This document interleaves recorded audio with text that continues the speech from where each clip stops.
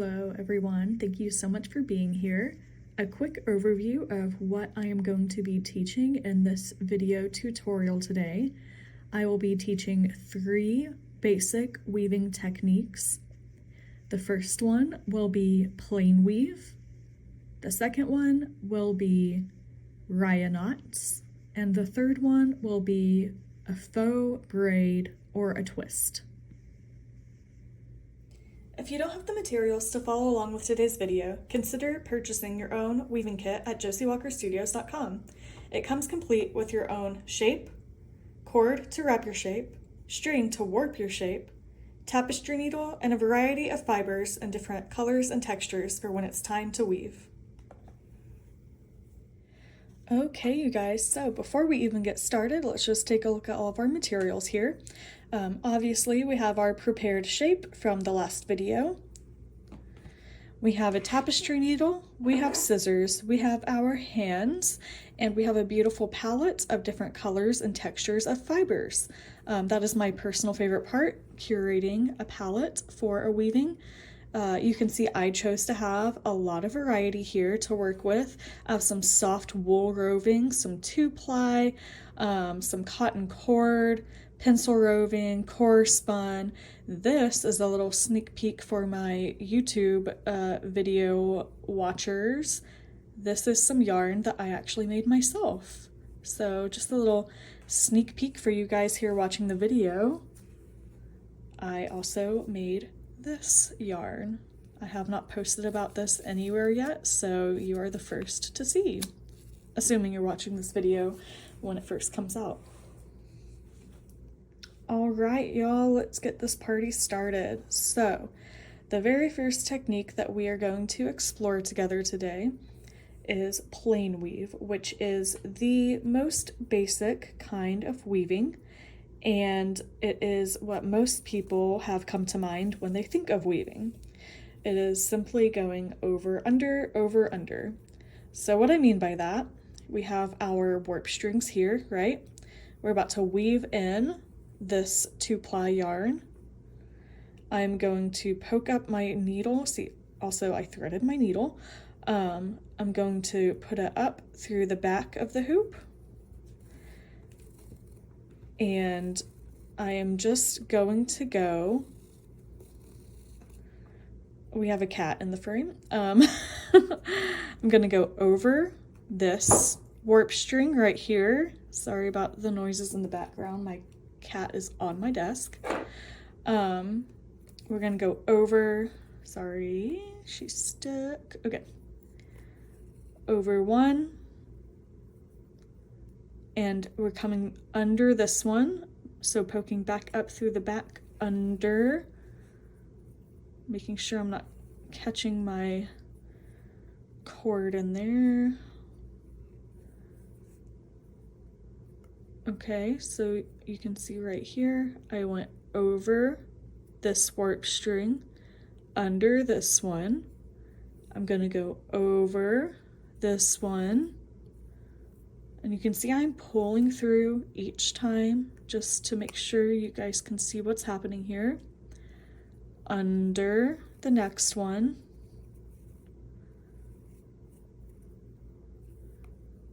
Over.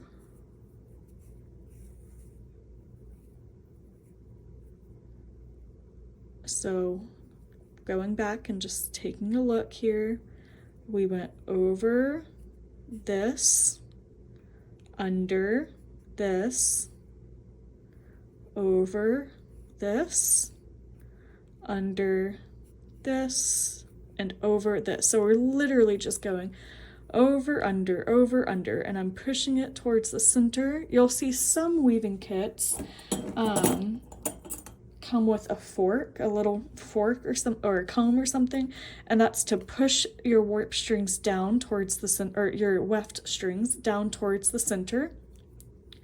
I usually don't use a fork or a comb or anything. I usually just kind of push it with my fingers, but some people do prefer to have an actual tool. Oh, okay. See, I don't like it that much, but some people do prefer it. Yeah.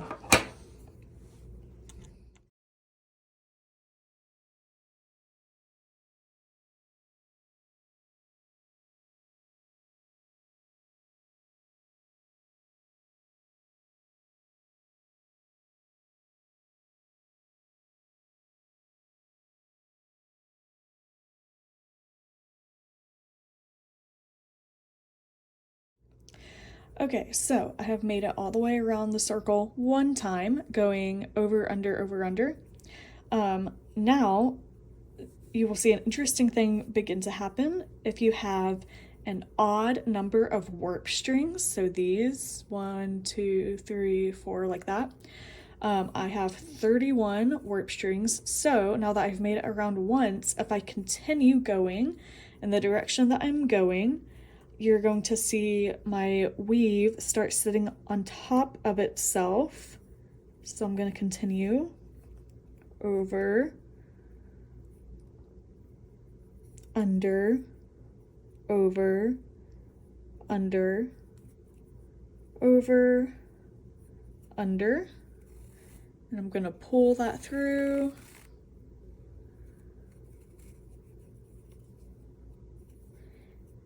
And I'm just gonna use the needle itself to push that down a little bit.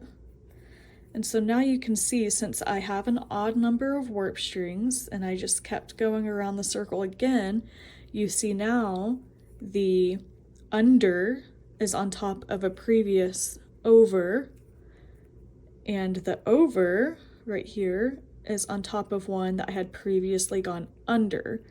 And so that creates a really nice plain weave, the most basic kind of weave. And now that you know what a plain weave is, it's just the basic over, under, I assure you that you will see it everywhere on a lot of your home goods, like woven blankets and pillowcases.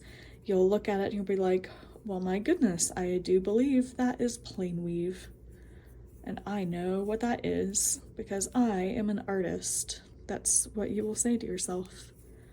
So I'm still just going over, under to show you guys what kind of effect that creates. And I'm pushing it in just with my fingers because I am who I am. I just really like to, I often honestly don't even use a tapestry needle. In this case, with plain weave, and when I'm this close to the center of the weaving, because all the strings are really close together, it does make sense to use a needle for sure. But sometimes I'm just a little chaotic. Okay, so here at this point I have gone about 3 times around the circle, and you can see my over under plain weave sitting nicely on top of itself. I do want to mention, if you have an even number of warp strings and you still want this effect of the overs sitting atop the unders, and vice versa, then you can, instead of just going over one, under one, you can go, just one time, you just need to do this once. If you have an even number of warp strings, you can, instead of just going over one, you can go over two just once, and then under one, over one, under one, over one. And that will just kind of offset and act as if you have an odd number of warp strings. I'm just gonna take that out because I don't need to do that. However, that brings us to our variation of the plain weave that I just taught you, which was the I think of it as 1-to-1, so it's like over one, under one, over one, under one, right? A variation of that, you can decide that you want to go over two, under one, over two, under one. So that would look like over two, under one, over two, under one. And then let me just pull that through so we can see what that looks like. So see, you can see it really clearly that I was doing my 1-to-1 right here, and then I switched and I went over these two right there, under this one right here, over these two right there, and under this one right here. So you can do that if you just want to do something a little different. And you can really do whatever ratio you want over to under. So if you decide you want to see what it looks like if you go under 2, for example, this is, where am I? I just went under these 2, pull that through so you can see under those 2. And then I want to go over 1, 2, 3. So I'm going to go over those 3. Under 1, 2, over 1, 2, 3. And then you could even, so also I do just want to point out the stitch that lays across the 3 shows, it covers up a lot more of your warp, and it shows off your weft right here a lot more because of obvious reasons. Actually, I don't need to explain that. So yeah, I would encourage you guys to just experiment, see what you like, because weaving, this type of weaving specifically, just little handheld shapes with different fibers, is very forgiving as a craft. So it's very easy. For example, what I'm about to show you, I'm gonna look at this and be like, oh, I hate that. And so then I'm just gonna yoink my needle off of there, and I'm just gonna pull it back out. It's so, so forgiving. So don't be afraid to try some stuff, see what you like, see what your style is, see what you're going for a particular weaving. And if you don't like something, just pull it back out. There is absolutely no shame. No one's ever even gonna know unless you tell them. So try new things and see what works and see what doesn't. Okay, you guys, so I have finished my own plain weave section. This is all just using the over 1, under 1 plain weave technique. I did some more with my hand spun, and then I did a good section with this kind of light teal color. So now we are going to move on to Rya knots. Okay, so for a Rya knot, you're going to take one end of your fiber. You're going to put it through back to front. I'm just pulling it to a length that I like. Then take the other end, and you're going to put it up and through on the opposite side of the warp string next to what you just put through. Pull that through.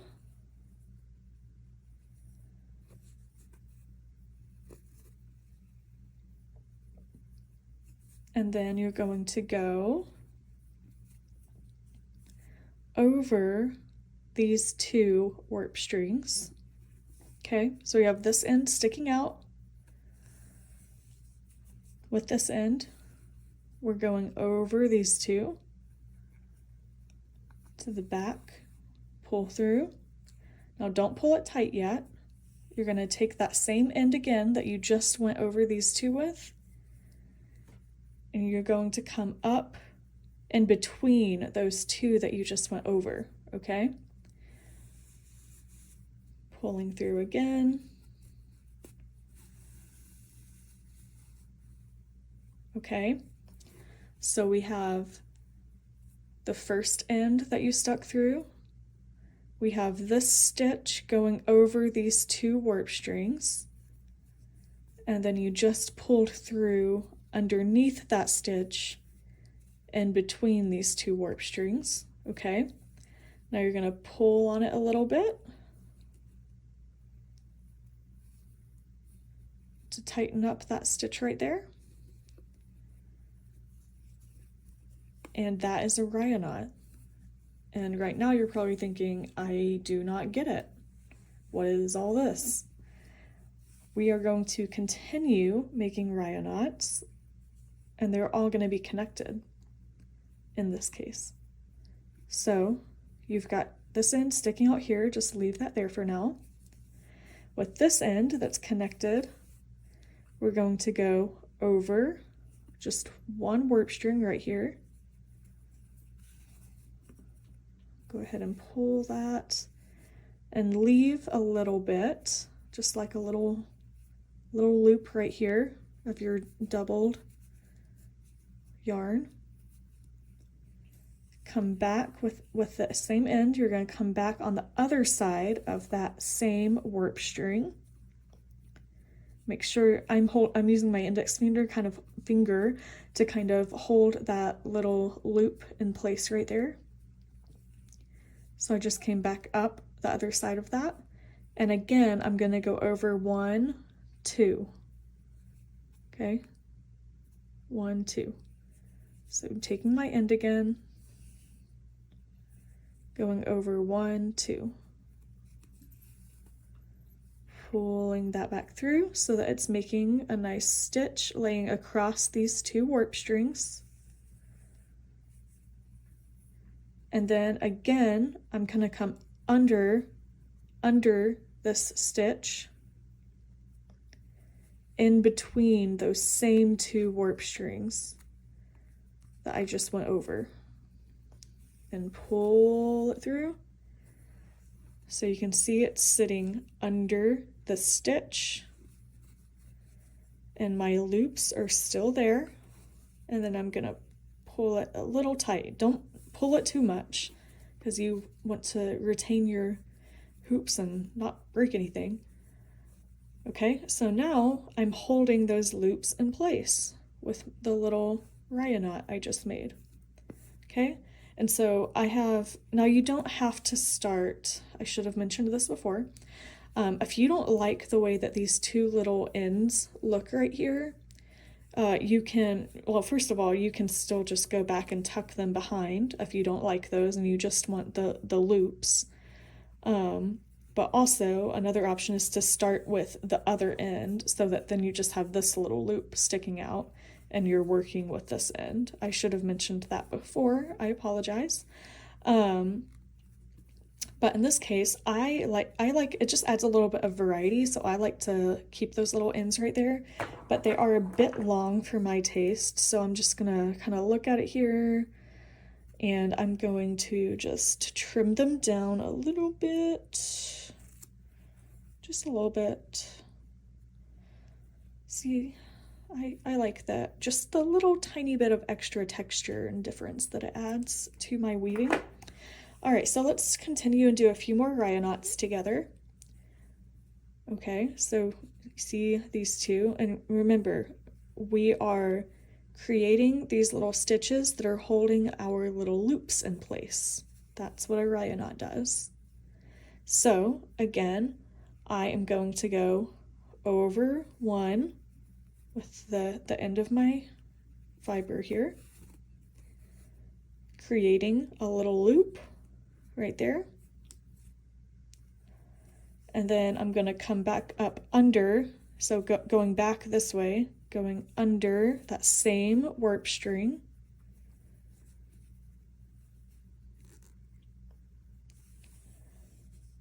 And then holding my loop in place with my index finger on the back, I'm going to go over these 2.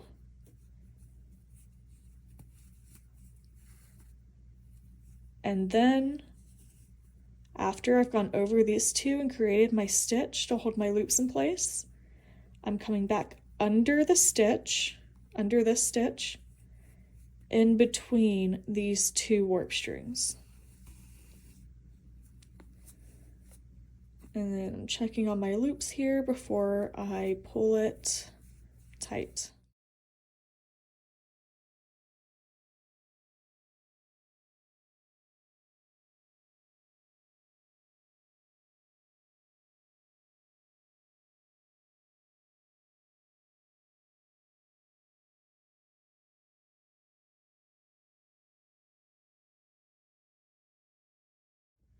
Okay, so again, I am going to cut off a length of the cotton rope, and I'm going to put the two ends together, doubling it. I would definitely recommend, again, you don't always have to do this.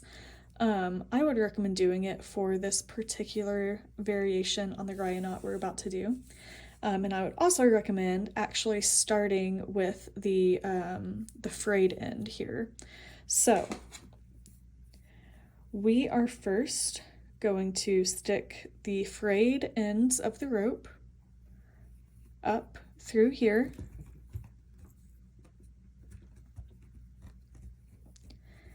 And pull them down just a little bit so they're not sticking out too much. That's what I want. You can have them stick out as much as you'd like to on your own weaving. Okay. And then again, we are taking the other end, coming up through the back, the warp string right next to where we just stuck those in. We're gonna go over these two warp strings right here, over two, pull through, oops, caught my, oh, no I didn't, okay. So then I just created that stitch. And then again, same thing, we are going to put the end under the stitch, up between these two warp strings, exactly the same as what we were just doing. Pulling that through, making sure that these ends are also staying in place.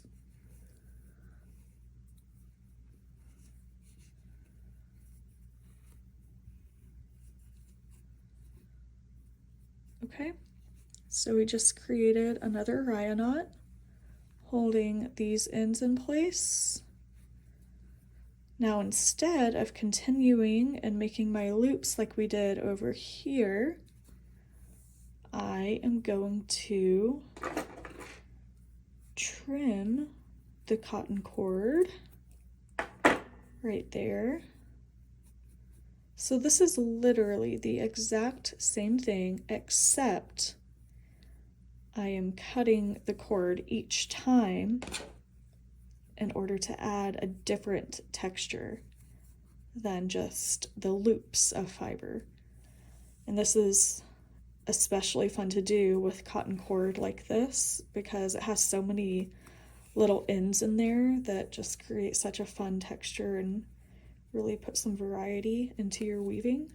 So I really enjoy this method, and it just kind of, it's fun to just put little pops of this all over your piece for just little tufts kind of. And whenever I do these Rya knots with the rope cord where I cut them off, I do end up at the very, like when I finished the whole weaving, I go back and turn my weaving like this and just kind of trim, because you can see like this is way taller than the rest of it. And then also like if it sits over top and covers up something that I want to be visible, I'll trim it there and stuff. So just keep that in mind. When you finish your whole weaving, you can always go back and clean up and trim and all that. So yeah, just another fun Rya knot technique. We're on to our last technique. I am using wool roving for this technique. You don't have to use roving. I would recommend using something a little bit thicker and chunkier for this technique to make your faux braid. If you do choose to use something smaller and thinner, like this thinner 2-ply, I would recommend doubling or even tripling the strands to make it a little bit easier for you to work with. But we are going to get started here with the roving. So I am just taking one end of my roving. I'm going to stick it in front to back and leave a little bit of a tail sticking out in the back there to tuck in later. Then I'm taking the other end, and to begin my faux braid, I am going to count 1, 2, 3, 4 warp strings. So I'm going to go over these 4, over those 4, create a nice big chunky stitch right here. And then take the end again, and I'm going to go back under 1. So not forward under 1, not here, but back under 1. So back under one of those same warp strings that I just went over. So I went over 4 and then back 1. Okay, and now again, I'm going to count 4 warp strings, including that one that I just went under. So starting here, 1, 2, 3, 4. So I'm going over these 4, pulling through, pushing those down, and then again, I'm going to go under, back under 1. So not this one, but back under one of the ones I just went over. And again, including the one I just went back under, 1, 2, 3, 4.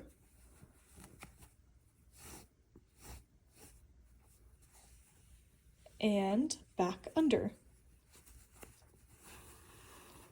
So you can see here, if we just stop here for a second, you've created half of your braid. We've gone over 4, back under 1, over 4, back under 1, over 4, back under 1. Now, instead of continuing this, you can continue that way, and it'll create this nice twist, just continuing in the same direction, and you can stop there. That can be, I could just tuck this in and leave that as half of a braid, just a twist. But now we are going to go back this direction, doing the exact same thing we were just doing. So the only difference here is that on my first stitch, going back the other direction, instead of going 4, actually, you know what? No, I'm looking at my weaving here. I'm going to go over 1, 2, 3, 4.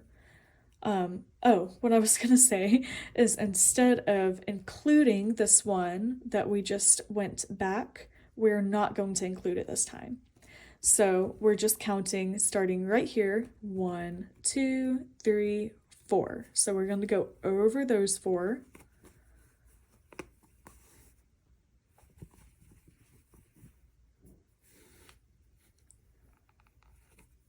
And we're going to come back under, same thing as before, back under 1. And I'm just going to pull this out a little bit, make sure we don't lose the fluff right there. Okay. And then again, this time we are counting the one we just went back under. 1, 2, 3, 4.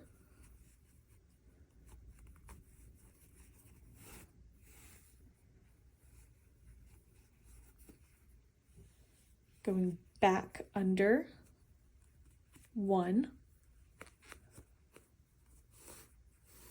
pulling through, 1, 2, 3, 4,